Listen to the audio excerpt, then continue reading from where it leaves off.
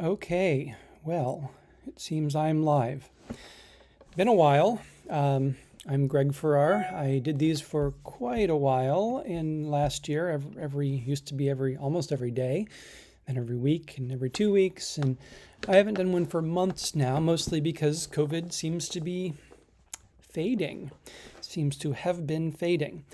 And so as it faded, some of my data sources faded away and my website kind of fell apart a little bit. gregfarrar.us started to have some problems with its graphs, and I didn't care and nobody cared because COVID was sort of over. Not so much anymore. It's obviously back in the news. Cases are growing in many places. And so I fixed up my graphs, fixed up my data sources, and thought I'd take at least one more shot at this. The twice a year update of how things are going with COVID in the world. I'll cover the countries, the states of the United States, and the counties of California, as I always do. I expect it to last about 50 minutes, 50. That's usually what it lasts, but I don't really have a timer, so I'll go until I'm done and try to keep it under an hour. So let's dive in. Oh, and by the way, this continues to be funded through my employer, Joby Aviation. Thank you, Joby, for letting me work this stuff on the job. Joby's been active in several other areas of COVID as well, in particular in the creation of Summer Bio, the testing company that is one of the largest COVID testers in California, also created by Joby Aviation. So thank you. Let's start with the countries. So one of the things, as I mentioned, some of my data sources have dried up. There used to be something called Corona Data Scraper and something called COVID Tracker. Those are not delivering data reliably anymore. At least COVID Tracker isn't. And so I have been phasing out their graphs. And this means that in some cases I have far fewer graphs than I used to. I'm really just focusing on cases now. I don't know if I have any graphs on deaths at the state or country, California level, or hospitalizations or testing, but reported cases, I think are a pretty good proxy for a lot of those things. They're a leading indicator often of what's going to come for hospitalizations and deaths. So maybe in the future, if things continue to be interesting in COVID land, I will create some additional graphs and find some other source to provide those. But for now, I'm mostly going to focus on cases. Countries, however, I do actually have some more data because in the case of countries, I pull my data from Our World in Data, and Our World in Data does have lots of information. Okay.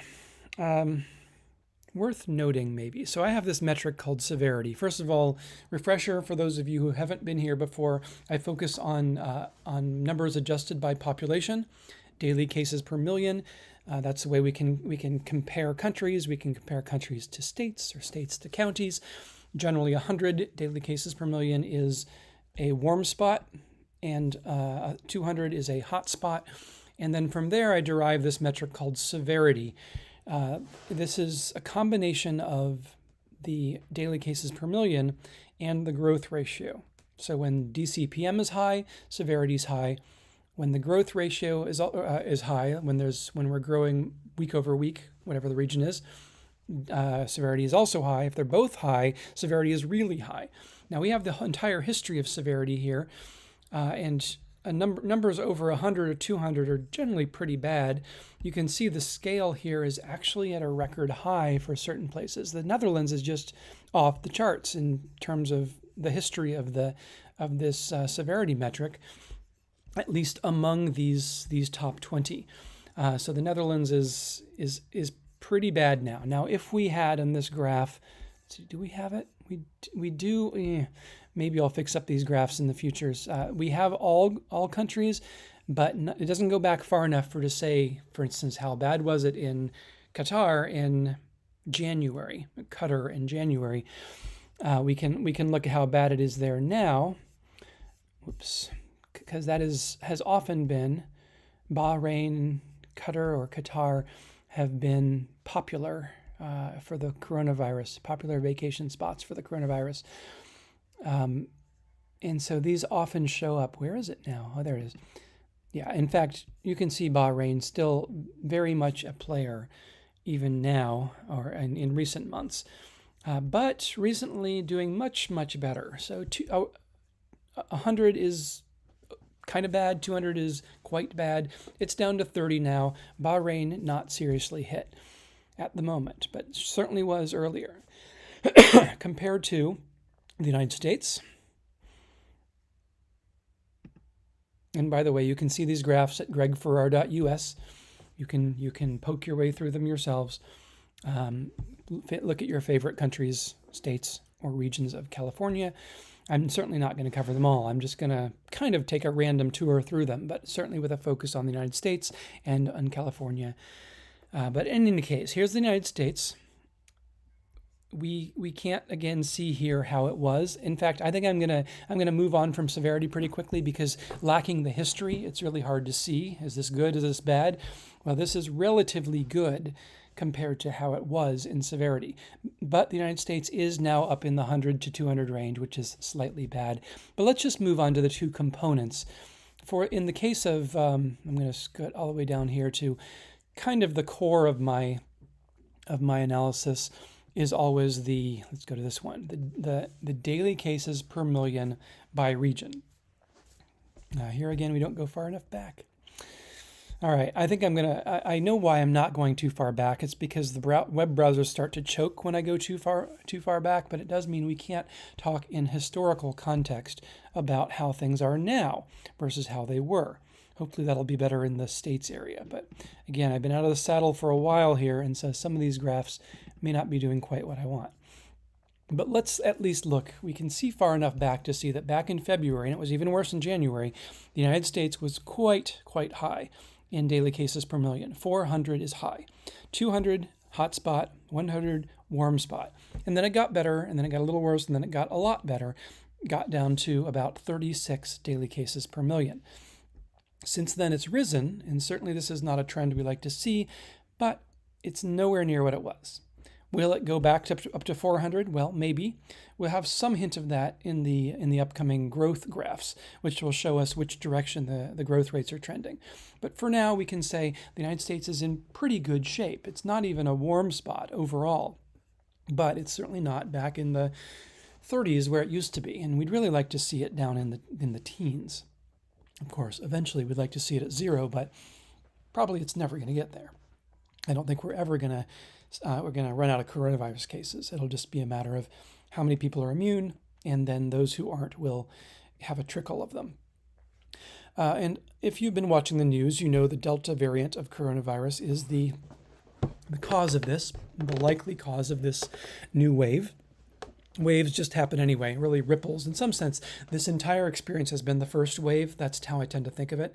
Since early 2020 till now, all part of the first wave. Some people look at it something like this and say that's a wave, but comparing it to, for instance, the 1918 flu pandemic, waves are a year apart. They're a year and a half apart. These are ripples in the single wave, which peaked in January in the United States and started a year earlier. But, define it how you like. If you want to call this a new wave, this is a new wave. I did not mean to turn on Venezuela. But here is the United States getting worse.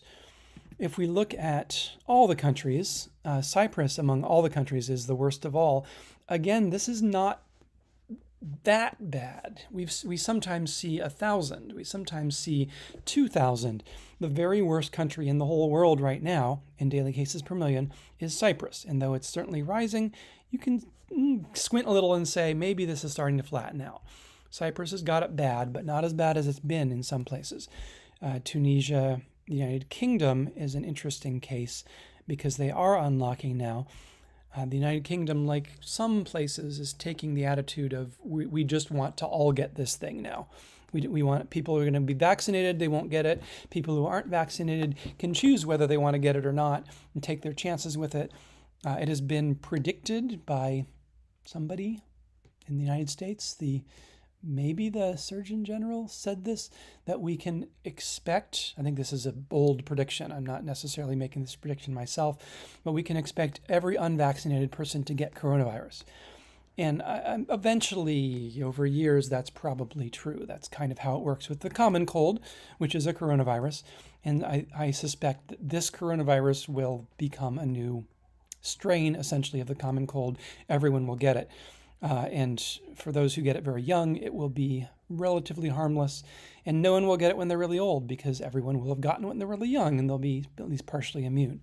But for now, what we have here is something analogous to a new common cold strain taking the world by storm and infecting old people with no resistance who then often die. In any case, the United Kingdom has thought about doing this before, not locking down. Now that the vaccine's here, that's a more reasonable answer than I think it was a year ago. And so now they're unlocking, even though their numbers are some of the worst in the world. At 600, their numbers are really quite bad. 200 again, a hot spot. Let's take one more. Let's look at one more country here, which is India. India made news when it suddenly had a spike a little bit ago. There's the spike. Now, the interesting thing to notice here is that the spike on India never gets above 300 daily cases per million. Now, there are a ton of people in India, so that's still a lot of people. When we're adjusting for population, we're dividing by the number of people. So a whole lot of people in India got coronavirus.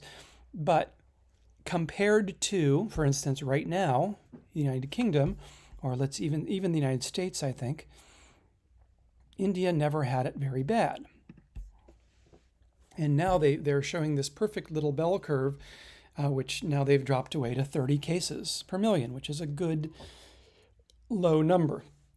We can always argue about whether those all cases are being reported. The answer is always no. All cases are not being reported anywhere. And we could argue that the number of cases being reported in India is actually less. The ratio of cases being reported is much lower than in the United States. But even if that's the case, and we actually reached 3,000 here, not 300, I still believe that the cases are dropping away in India. This is a nice smooth curve suggesting that however high their wave went, even if it was all happening in little villages and they were throwing people in the Ganges and nobody knew who was dying and they never got reported, still they peaked at whatever they peaked at, and now they're down at a tenth of that.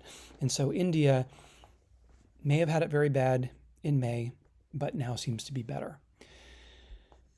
Let's look at the growth rates. I'm going to look at this is the different one.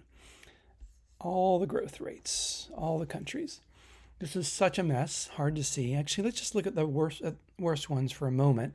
The ones with the worst growth rates right now, 300 being a 300% weekly growth rate.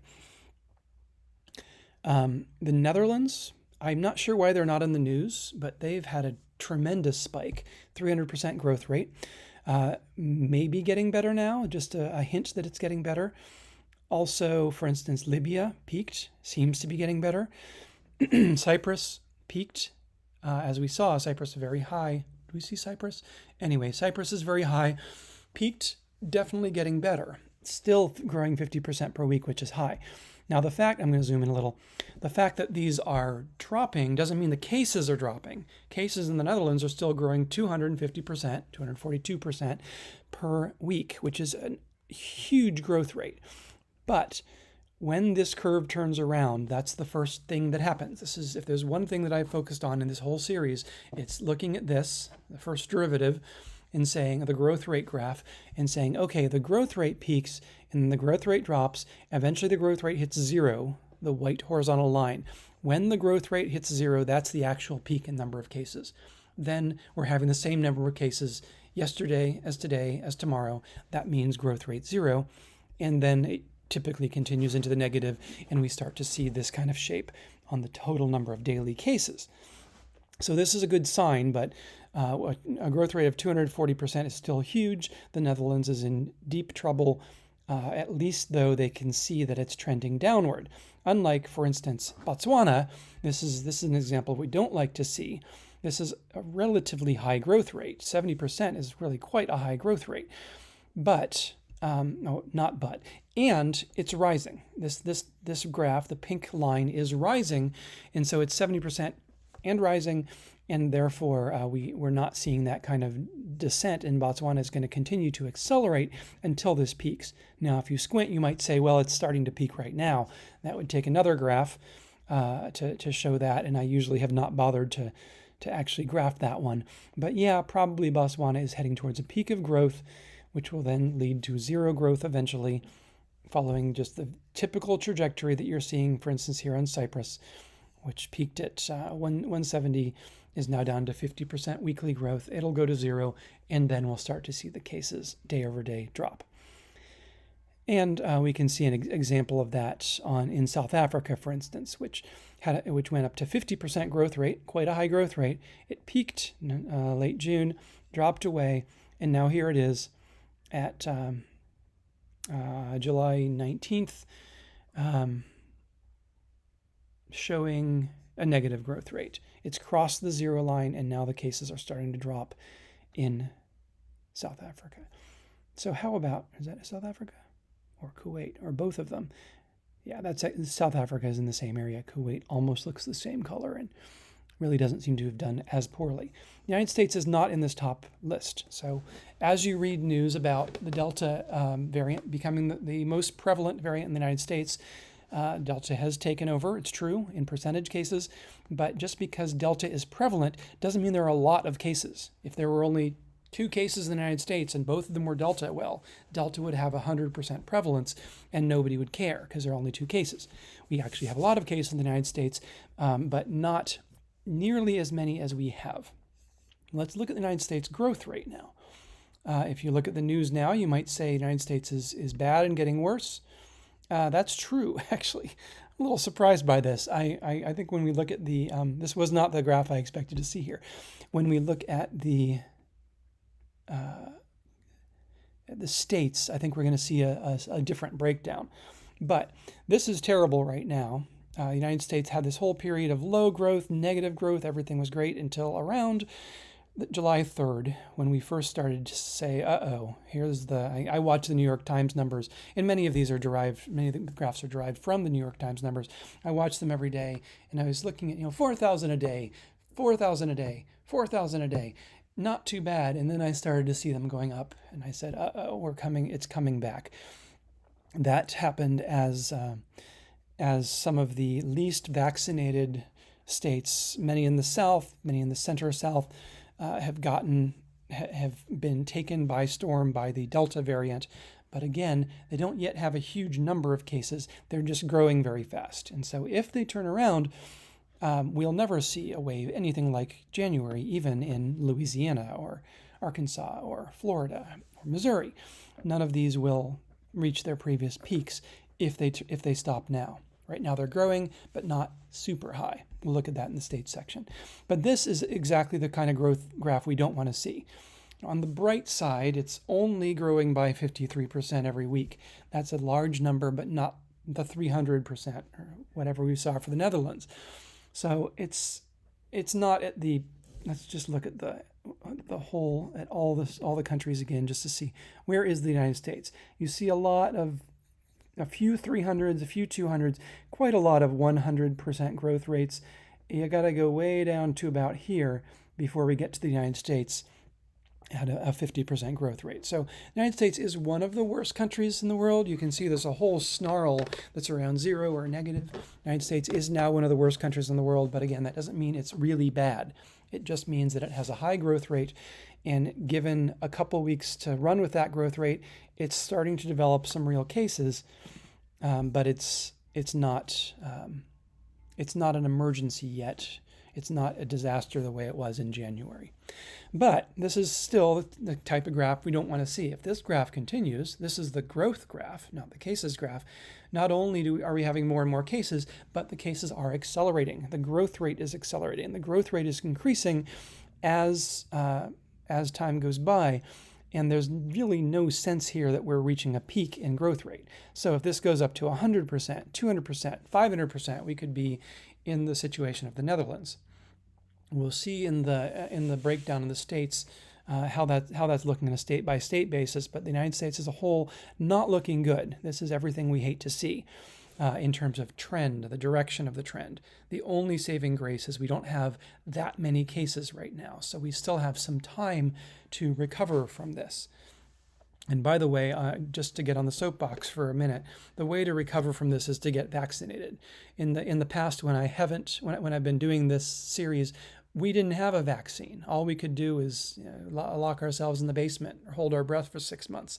That is no longer necessary. We have a simple, free, very low side effect and very, very effective vaccine that's available right now.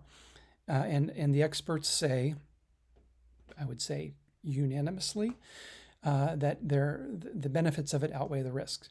Yes, there are risks. Yes, there are side effects. I had it myself. I got a little bit achy the next day. But there are some crazy things going around the internet about people dying from the vaccine. No, it doesn't happen. There's a particular database out there that will show correlations of thousands of people who died after they had a vaccine. And, thousands of people died after drinking orange juice too. It doesn't mean anything.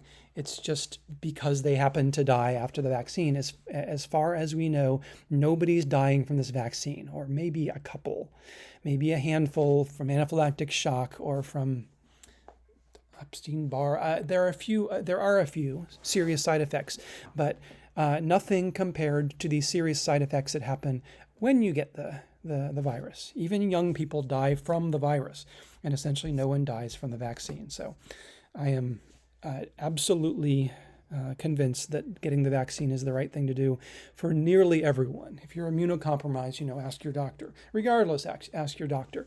But nearly everyone should get the vaccine. And if they had, when they could, back in March, I firmly believe this would not have happened. We wouldn't have seen this graph. It would have been maybe a little bit of a bump, but it wouldn't have been this. This is a result of people not getting vaccinated. Let's move on to the states for a little bit of evidence of that. One thing I don't have here are vaccination numbers. So these are the states of the United States. I don't have on these graphs a breakdown of which states have the highest and lowest vaccination numbers, but from other sources, I can tell you roughly the graph we see here of severity. These are the states with the lowest vaccination numbers. Actually, I'm going to skip severity again and go straight to the daily cases because it works about as well. And we're gonna break down into break this down into two parts of severity anyway. Daily cases per million. Arkansas, Missouri, Florida, Louisiana, these have low vaccination numbers, especially the top three, I think. And it's not to say, like California has pretty good vaccination numbers, and still it's made the top 20, though it's at the bottom of the top 20. But broadly speaking, the people who are getting COVID, especially who are getting bad cases of COVID, are people who have not been vaccinated. Some people get COVID after being vaccinated. It tends to be a milder case. In some cases, it may be possible to transmit even while vaccinated, maybe even transmit while vaccinated to somebody who is vaccinated, but the chances of that drop off. If you're vaccinated, they're vaccinated. If you're masked, they're masked. All these mitigating factors reduce transmission. And in the case of vaccination, they also reduce severity. So anyway, get vaccinated if you're not. It is the way that we lick this thing. So Arkansas up here at 340 has a pretty serious case of COVID. 340, 200 is a hot spot. We can see there are only 5 hot spots in the United States right now by state: Arkansas, Missouri, Florida, and to a lesser degree, Louisiana and Nevada. There's a little bit of a sense that these seem to be flattening out. See how horizontal so many things are towards the end. Not all of them. Missouri is still growing, and certainly Alabama seems to be vying to be in a hot spot. The rate it's heading upwards, and maybe Texas as well. Some of these states are trending upwards in total cases, but there is a sense that we're maybe leveling off a little bit. If we look at all the states, first of all, here's the big graph, and I'm glad to say that in this case it goes all the way back. I'm going to see if I can get that working for the countries as well, because we just couldn't compare. But look at the difference here between the November to January ripple in this wave. This wave is almost symmetric now. I've never even noticed that before. It starts little, we have a medium-sized one, we have this terribly huge one, we have a medium-sized one, and now here's a little one. Will it be like that one, like the first one, peaking at 300? I think it will, actually, but I've been wrong before in my predictions. So Michigan, which was so terribly bad before, is now... Michigan? Talk to me, Michigan. Is much, much better. Michigan down to 24. Michigan was the real outlier in that March ripple. Just covering my usual suspects, I tend to look at particular states that I have people who I know listen to this live stream, and it's nice about having a small audiences. I can actually do that. Focus on 5 or so. So there's Michigan. Here's California, which we'll cover in detail. California, where I am right now, is not even a warm spot. Not even a warm spot. But certainly the direction is not good. California could break through into warm spot territory in a matter of days. But at this point, California's numbers are low-ish. Not as good as they were, but nothing like the 1,100 we had in January. Right now, 90. 1,100, 90.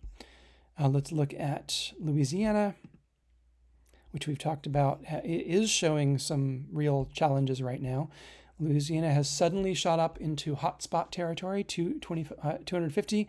Still nothing like what it was when it was at 800 in the previous ripple.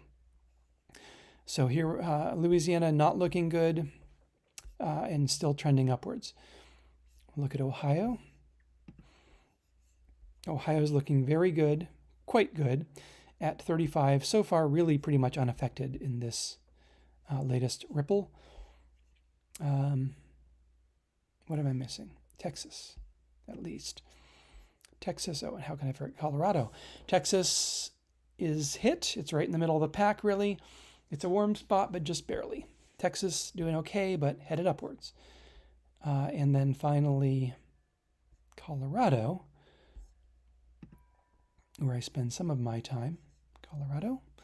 I'm going to just focus on that one separately because it's a little hard to see. Colorado is really unaffected. In some sense, Colorado never really got over it. Like Colorado had a pretty bad April at 300. It was a hot spot, and it barely managed to break down out of warm spot territory. But compared to, say, California, Colorado has always had a problem. And it's just got a little bit of a bump here, but seems to actually be getting better right now. So Colorado, lukewarm.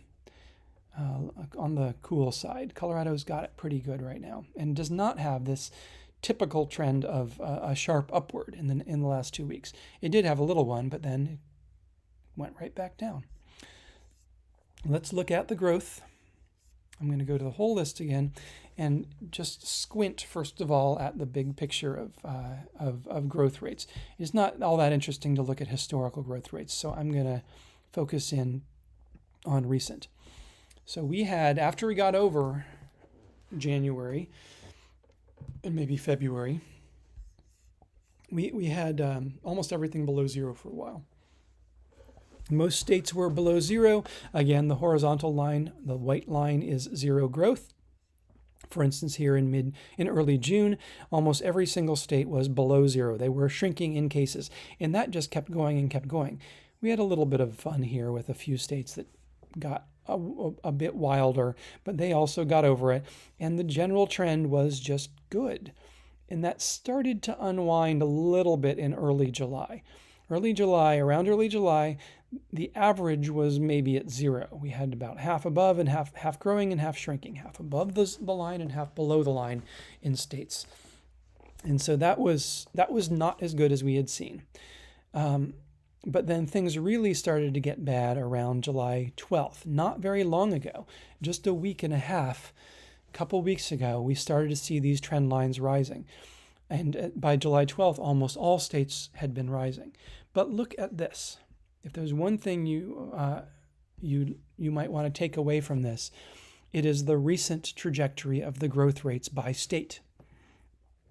They're all trending downward, almost. Not all. As we saw, the United States as a whole is not trending downward in growth, and that is presumably due to the oversized effects of a few states that happen to have a lot of cases and are trending sharply upward. Like Iowa is just terrible, 180% week over week. And Florida, also very bad, 120% week over week. Florida reminds me a bit of the UK in that they seem to just be saying, we all want to catch this thing. Let's just let it run its course. That's always been, I think, in some sense, a viable thing to try. It's just reach group immunity, herd immunity, by letting everyone get it, and everyone try to be a little careful so we don't get it all at the same time. But the problem is that people do kind of all get it at the same time, and then the healthcare system cannot cope, and then you have people lying in cots outside hospitals without oxygen. So I don't know that Florida is really playing it right here by being so blasé about it. But as far as I've heard, they're not locking down right now. They're taking a pretty hard line on saying we want to keep our state open, and we're willing to take the consequences. We'll see what the consequences are and see what they think afterwards about whether it was worth it. Maine also headed upwards. Certain others, who's this? South Dakota. We have a few, but look at the way that so many of them are curving downward. One of the worst was Vermont, with a growth rate of 170%. Steadily, very steadily, not that steadily actually. This is just a day or two now that I look at it. Curving downward at this point towards 130% in the most recent day. And so we see for most of these states, there's a sense that just in the past couple of days they're starting to head downward again. So if that holds, then we may see it's still bad. All the states are growing. All of them are above the zero line. All of them are growing. Even the ones that have high vaccination rates are growing, and we'll continue to see more and more cases for some days to come. But if the trend, like this, the Virgin Islands here has a very long-term trend in this direction, and most other states have a small, shorter-term, 2-3 days trend in the moving average of the weekly growth rate. If we continue to see these downward trends, then eventually, for instance, Indiana here will hit zero in just a few days, and it'll peak. When it hits zero, its daily cases will peak and they'll start to fall. So if this continues, we'll see a peak of this ripple in just the next few days. We'll see. Maybe I'll do another one in a few days and see if this is real. The fact that it's so recent makes it very, very susceptible to data problems or to just random noise, though it sure does seem to be pulling it downward across the board in most cases. Anyway, that's the good news. The good news is the growth rates suggest that the United States may be headed towards a peak in the next week or so. The bad news is all states are growing, and the numbers are much higher than they've been. And the other good news is the numbers are nowhere near as high as they were in January. And due to the dampening effect of vaccination, I hope that we will not see a peak like January. But on the other hand, playing against the dampening effect of vaccination is the accelerating effect of the new Delta variant. So hard to say. I'm not going to take a few days of data and make a prediction, I guess, but there's some cause for hope. Really, let's just wait a few days and look again. Moving on to the counties of California. Oh, actually, let me just break down Colorado here, a few of these separate states. Colorado has been, growth rate's been dropping. Growth rates were never that bad. They've been dropping from 30% down to 20% over several days. That's nice. California has been quite high and remains quite high, showing just the slightest sign of tapering off in growth rate. So the same thing that we're seeing in a lot of other states. Texas is rising. It's not really showing that effect of dropping off. And Michigan, is flat at about 50%, not really dropping, maybe just a little. Louisiana, definitely showing a good trajectory in the very short term, but has been at 100% weekly growth, which is to say doubling every week, not a good number you like to see. So those are some of them. Throw in Ohio there, I guess. Ohio has a trajectory upward. Growth rate not too high, but rising. Okay, let's move on to California counties. So severity, I'll just say briefly, looking at the severity, not that severe compared to January. January severity reached into 15,000, which was just unheard of. 1,000 severity is pretty bad, and we're touching that in some cases in recent, but you can just see we had a lot worse. That's a big theme here. We have it a little worse now than we did, but we're still nowhere near as bad as we were. I'm not going to break down too much by severity, but San Bernardino, Alameda, Solano. Who's this? Los Angeles may be in here somewhere, which is always really important because they're so big. I can't touch the dotted yellow line. I'm going to zoom in further to see if I can grab that. Yuba. Yeah, not a lot of huge counties that are really hard hit right now. San Diego not looking too good. Let's look at Los Angeles. Yeah, Los Angeles, not good and rising. So Los Angeles we know is not doing well, but let's break that down by, again, just take a look at this graph, see how much better it is now than it was at a lot of times in the past. What we're seeing is a small rise at this point in California. It could get worse, and certainly we're seeing some sharp rises throughout many counties right now in daily cases per million. It's very sharp rises in Lake and Yuba. And however, again, comparing the difference between bad numbers and bad trajectory, we have pretty good numbers, even though we're heading sharply upwards. Only these 3 counties are hotspots above 200 daily cases per million. But there are a number of warm spots. There are 15 warm spots, including Los Angeles, which is at 148, is definitely warm. Maybe it's leveling out, hard to say. A lot of other counties sure aren't, but it would be great if Los Angeles is leveling out, because the total state numbers tend to follow Los Angeles just because it has such a high population. And sometimes it's surrounding counties, Riverside and so on, which interestingly Riverside County is not placing in the top 20 right now. Let's look at Riverside. Actually, this is daily cases per million. Looking at Riverside, I'm not sure I believe this. I think Riverside's data is just confused right now. It says 100. Oh no, 100. But it did seem like for a minute like it was getting into warm spot territory. Maybe it's not reporting. I mean, it's done such a good job of reporting. I don't know how that would be, but something may be wrong with the data right now for Riverside. But Los Angeles is often a tolerable proxy for Riverside because Los Angeles tends to move in the same direction. So here again, Los Angeles alone, not too bad at 150, but Los Angeles, recognizing that this is not a good direction for the graph to be pointing, is now having people mask up and bringing those things back online. And of course, everybody who can is trying to get more people vaccinated. That is the best way to end this thing, is to get everyone vaccinated, if that's possible. And because so many people did get vaccinated, 50%, 60%, sometimes 70% of people or of adults,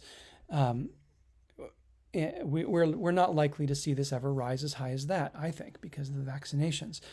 But the other thing is that at the very high age range, the 70 plus, the vaccination rate is very high.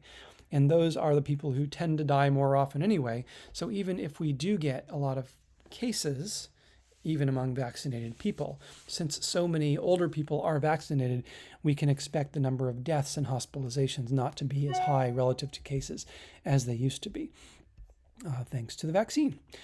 Let's look at Santa Cruz County, where I'm sitting right now. Yeah, Santa Cruz is looking very good, or at least fairly good, slightly up. We'll take Los Angeles out of this so we can see it at a better scale. No, that's not what I wanted to do. I wanted to do Santa Cruz alone. And we can see, again, the theme over and over. Nothing like our last ripple. Santa Cruz is up. Yes, it's up to 38. It was at 9, which is great. But it's up to 38 now, which is not even close to a hot spot right now. Some of the other Bay Area counties, though, are a little worse. Santa Clara, up to almost 70. San Francisco is actually a warm spot at 125 and rising. Monterey, neighboring county. Monterey. Yeah, Monterey has sometimes been the worst, is now doing fairly well at 45. Generally, though, let's pull out to the big picture. Back to the big picture. Only 3 counties that have it bad, really bad, at all bad. Yuba, Lake, and Sutter. And 200 to 300, that's a hot spot, but it's just nothing like some of the numbers we've seen in counties in California in the past year. So maybe we're going to head back there. I think not. Right now, the numbers are looking pretty good. Let's look at growth rates. So yes, the numbers are high. Yes, they've been rising. Are they going to continue to rise? Let's look at Los Angeles. All right, so right now, Los Angeles not looking good in growth rates. It has a lot of cases. It's rising at a rate of 100% per week, which is bad. And the growth rate is rising. There's not really any evidence that the growth rate's dropping yet. So keep an eye on Los Angeles, but right now this is everything we don't want to see. The only saving grace is that the numbers are relatively low.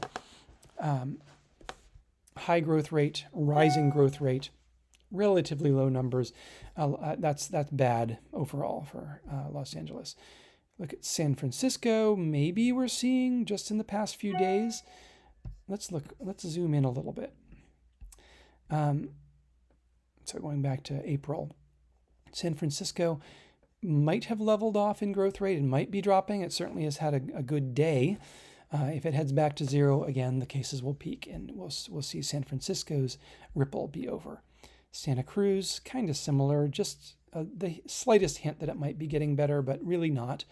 Santa Cruz also looking pretty bad in percentage, almost 100% growth rate it's been at, and just one day is not enough to say that that's changing. The trend overall is certainly upwards. Santa Cruz's numbers total, again, are low at 30-something, I think. Is that right? Daily cases per million, Santa Cruz. Yeah, 30-something. So pretty good numbers, but rising, and even the growth rate itself seems to be rising. Looking at a few others nearby.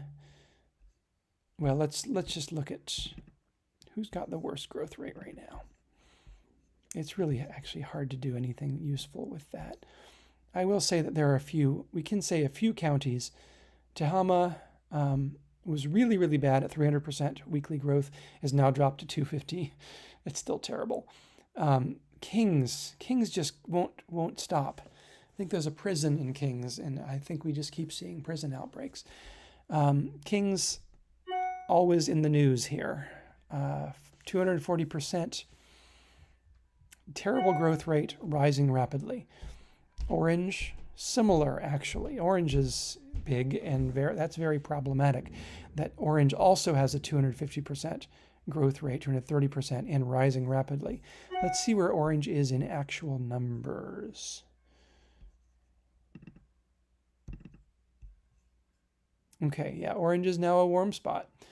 Orange's numbers aren't terrible, 150. It's not a hot spot, but it's a warm spot, and its trajectory is bad. So we see a lot of our big counties looking pretty bad right now. Pretty bad. We got moderately high numbers, and in several cases, there's indications of sharp upward trending. Now, in many cases, however, it's quite the opposite. If we zoom in on ignoring some of those outliers that I'd call them, I'd say these are outliers like kings and so on. When I squint at this, it seems to me that the growth rates are dropping for most California counties, or at least half. There are still, sure, several that aren't. San Luis Obispo, Yolo, Yuba, Tulare. But look at all the ones that are dropping. We've even got one, Butte, I guess, which had a bad growth rate and has trended downward for so long that it's crossed zero and is now shrinking. And I guess this points to something I didn't explicitly mention, which is almost all counties in California are growing in cases. They're all above this zero line, except for just a couple. Solano exactly at zero. But some of them, Riverside, as I've mentioned, trending sharply downward. It's been very high in just the past few days. It's been high at 200% weekly growth, but its growth rate seems to have peaked, and now it's an outlier in the downward sense, sharply dropping just about to hit zero growth, indicating a peak of total cases. And from then, typically, cases dropping day over day on average. Same with Napa, same with a lot of these. Same with Nevada, same with Santa Cruz, same with Marin. Growth rates dropping across the California counties. So this again is just a few days of data that have started the trend downward. So we'll watch and see if this is a sustained trend. Looking over several days, you could say it's more horizontal than downward, but that's because it was upwards at the beginning and downward at the end. So not enough days to really say much, but looking at the graph, it's promising. If this continues, we really will be headed towards a recovery from this ripple in California. So that's the news. Yeah, get vaccinated. I'm Greg Farrar. Thanks for watching.